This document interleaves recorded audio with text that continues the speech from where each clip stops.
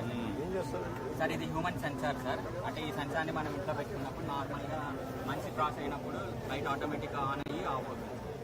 So ఇదేమో LED bulb sir. So బేసిక్గా ఈ మెటీరియల్ అనేది మనకి నార్మల్ పీసీబీ బోర్డు ఉంటుంది సార్.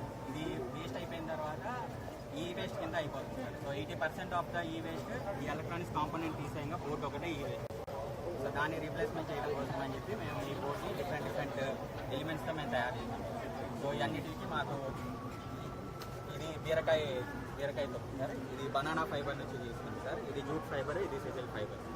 సో ఇది ఈ మూడు మిక్సింగ్ ఇండివిజువల్ గా చేసాం సార్. తర్వాత ఈ మూడు మిక్సింగ్ కూడా చేసాం సార్. సో ఇది బనానా ఫైబర్. ఇది ఏది ఇంపాక్ట్ ఎక్కువ వచ్చింది? Impact is banana sir. బనానాకి ఎక్కువ ఇంపాక్ట్ వచ్చింది సార్. సో అంటే ప్రోరేటా ప్రకారం మిక్స్ చేశారా? వాట్ ఇది percentage banana? Percentage is of 80% of banana sir, 20% of resin, biodegradable resin, 20% biodegradable resin. Okay, good. Thank you, good luck. Thank you. IIT Kurnool బాగు చేస్తున్నారు.